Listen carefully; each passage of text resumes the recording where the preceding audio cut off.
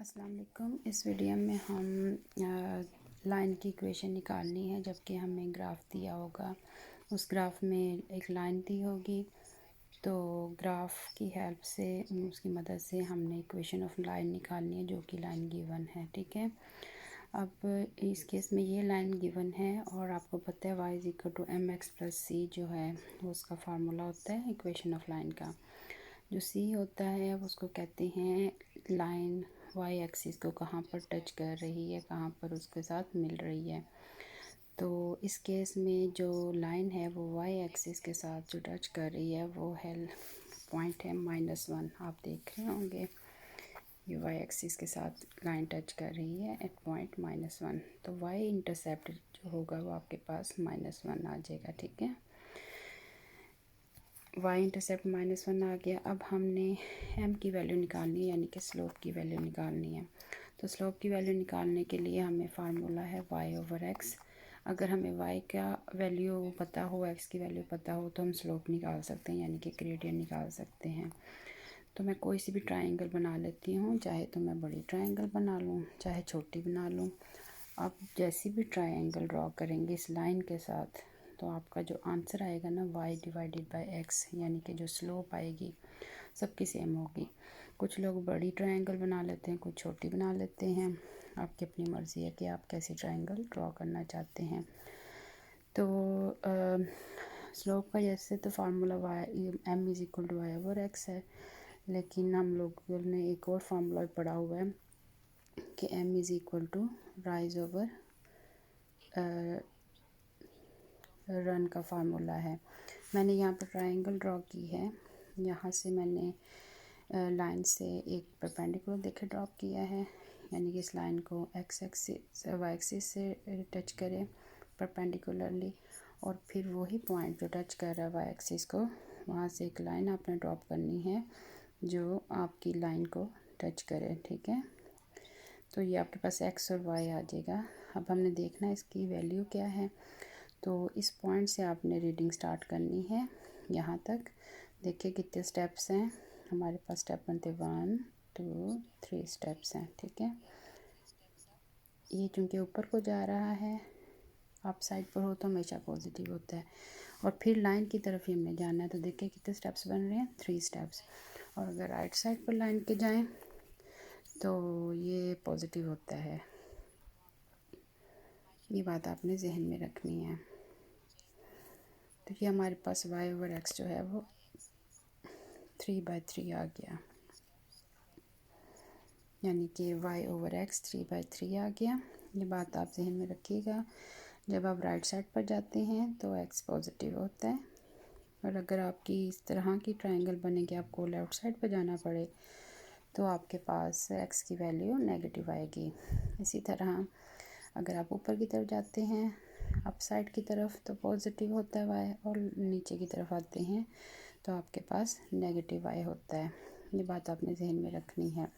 अब स्लोप हमारे पास यहाँ पे निकल आएगी इस केस में m y/x। ये जब भी हमने निकाला है 3 स्टेप्स ऊपर 3 स्टेप्स नीचे राइट हैंड साइड की तरफ, तो हमारे पास जो स्लोप आएगी वो 3/+3, दोनों ही प्लस हैं, तो स्लोप आपके पास +1 आ गई। ठीक है, अब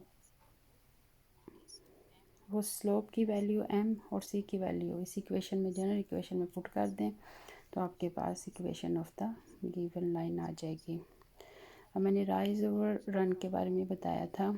कुछ लोग इसको स्लोप को rise/run की फॉर्म में लेते हैं, और कुछ लोग y/x की फॉर्म में लेते हैं। असल फार्मूला यही है, m = y/x। ये अपनी सहूलत के लिए हमने लिया rise/run, कि जब भी आप सो रहे होते हैं और अगर कोई आपको कमांड देता है कि राइज एंड रन, यानी कि आप उठो और भागो, तो हमेशा याद रखें पहले आप उठेंगे और फिर भागेंगे। तो पहले राइज़ करेंगे तो इसलिए राइज़ ऊपर आएगा, और फिर रन करेंगे तो रन से आप डिवाइड करेंगे, यानी कि राइज़ डिवाइडेड बाय रन होएगा। और मैंने आपको पहले बताया है कि राइज़ जो होता है वो वाई एक्सिस के लॉन्ग होता है, अप और डाउन होता है, और रन जो होता है वो लेफ़्ट और राइट होता है। ठीक है, ये बात आपने जहन में रखनी है। राइज यानी कि जब आप उठ के बैठते हैं तो आप वाई एक्सिस के लॉन्ग होते हैं, और जब आप भागना शुरू करते हैं रन तो आप एक्स एक्सिस के लॉन्ग भागते हैं। तो ये राइट और लेफ़्ट होता है, ठीक है। अब ये भी बात याद रखें कि अगर आप अप साइड पे जाते हैं तो ये पॉजिटिव होता है, अगर डाउन साइड पे आपका एरो है यानी कि नीचे जा रहा है तो नेगेटिव होगा। अगर आप राइट साइड की तरफ मूवमेंट करते हैं तो वो आप पॉजिटिव होते हैं, और अगर लेफ़्ट साइड पे मूव करते हैं तो नेगेटिव होता है, ठीक है। ये चंद बातें आप जहन में रखेंगे तो क्वेश्चन इजीली सॉल्व होते जाएंगे। अब नेक्स्ट क्वेश्चन देखें, इसमें भी एक लाइन गिवन है। सबसे पहले जब भी लाइन गिवन हो आपने ढूंढना है कि वो वाई एक्सिस को कहाँ पर टच कर रही है, क्योंकि हमारी इक्वेशन ऑफ लाइन में वाई इंटरसेप्ट इन्वॉल्व है। वाई इंटरसेप्ट का मतलब ये होता है कि वो वाई एक्सिस को किस पॉइंट पर टच कर रही है। तो ये पॉइंट वाई जो है 1 पे टच कर रही है, तो मेरा जो सी है यानी कि वाई इंटरसेप्ट वो तो इजीली 1 आ गया, ठीक है। ये जब हो गया तो अब मैंने स्लोप निकालनी है, और स्लोप के लिए मैंने आपको तरीका बताया है, ट्रायंगल इधर ले लें या उधर ले लें। आप ट्रायंगल कहीं पर भी लेंगे तो ये याद रखें कि इस जो स्लोप है ना यानी कि वाई ओवर एक्स, उसकी वैल्यू हर जगह आपके पास सेम ही आएगी। अब मैंने ये इस साइड पर मैं जा रही हूँ राइट साइड पर, ठीक है, रन राइट साइड पर है, और जो मेरा राइज है वो भी अप साइड पर है, तो दोनों स्लोप्स वाई और एक्स दोनों जो हैं वो पॉजिटिव होंगे। एक्स एक्सिस के लॉन्ग ये देखें 4 स्टेप्स हैं, और वाई एक्सिस के लॉन्ग आप देख रहे होंगे 2 स्टेप्स हैं। तो 2 divided by 4 rise over run जो मेरा है वो दोनों पॉजिटिव हैं, 2 स्टेप्स ऊपर है,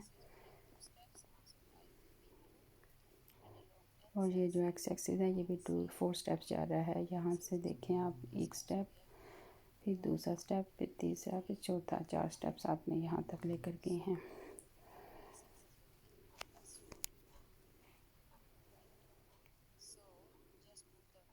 तो राइज ओवर रन में उसकी वैल्यू पुट करें तो आपके पास 1/2 आ गया, ये हमारी स्लोप आ गई।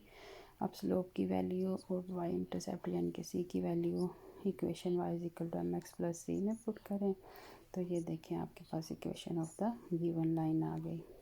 ये तरीका है आपके पास equation of a line from a graph कैसे आपने फाइंड आउट करना है, बहुत इजी है। बाज़ का ये होता है कि आपको इक्वेशन दी जाती है और वो कहते हैं कि चलें इसका ग्रेडियंट निकाल लें, और इसी इक्वेशन की जनाब जी बताएं कि ये from where the line cross the Y axis यानी कि वाई को कहाँ टच कर रही है। तो ये देखिए इक्वेशन कुछ इस फॉर्म में दी होती है। सबसे पहले इक्वेशन को आपने y is equal to M x plus c की फॉर्म में लेकर आना है, ये देखें, क्योंकि general form of equation of line ये वाली है, ये आपने याद रखनी है। जो भी इक्वेशन दी हो उसकी शक्ल पहले ऐसी बनाएं जैसी y is equal to M x plus c की है। अब ये गिवन इक्वेशन है, 7x एक्स्ट्रा है यहाँ पर, इसको मैंने ख़त्म करना है, तो मैं 7x दोनों साइड पर सब्ट्रैक्ट करूँगी, इधर से कैंसिल हो जाएगा, सिर्फ y रह जाएगा, और इधर -7x प्लस 8 आ जाएगा।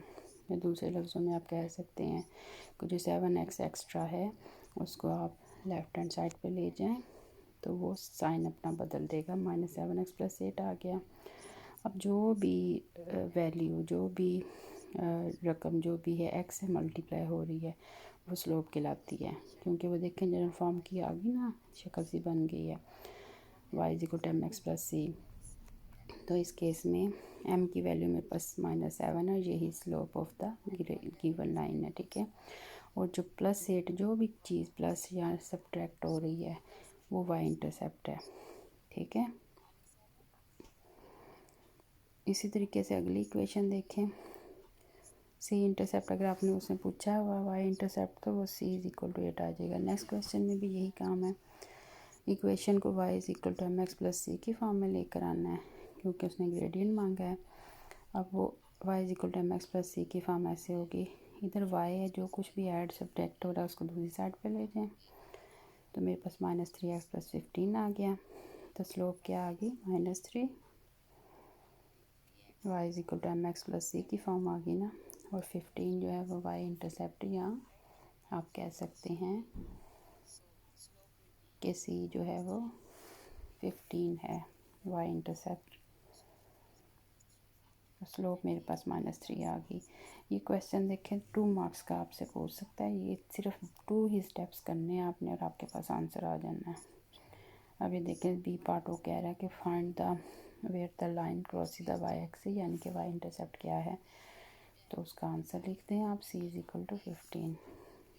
तो 3 मार्क्स की क्वेश्चन आपका इजीली मार्क्स आ जाएंगे, बहुत इजी है। नेक्स्ट क्वेश्चन भी इस फॉर्म का दिया हुआ है। इसमें भी आपने y वाली टर्म को उधर रहने दें, बाकी सब कुछ उठा के उधर ले जाएं। अब y अकेला होना चाहिए, तो जो उसके साथ मल्टीप्लाई हो रहा है उसी को दूसरी साइड पर डिवाइड कर दें सारे को, तो सिर्फ y होना चाहिए साइड पर। तो मैंने 2 से डिवाइड कर दिया।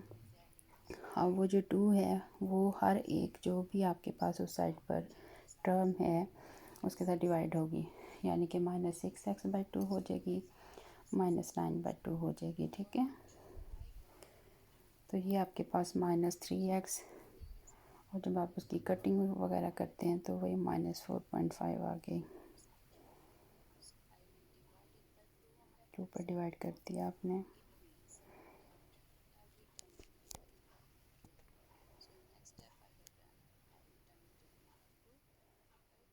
अब ये इक्वेशन की form I y = mx + c, तो आपके पास m जो है यानी कि स्लोप है वो -3 होगी। और अगर वो आपसे पूछता है y इंटरसेप्ट बताओ, यानी कि कहाँ पर ये y एक्सिस को टच करता है, where the line cross the y axis, तो वो आपके पास -4.5 आ गई। ठीक है, तो ये बहुत इजी क्वेश्चन है। अगर आपको बेसिक कंसेप्ट समझ आ गया तो ये 3 और मार्क्स आपके पक्के हैं लाइन के बारे में। उम्मीद है आपको इस वीडियो से काफ़ी आपके कंसेप्ट क्लियर हो गए होंगे इक्वेशन ऑफ लाइन के बारे में।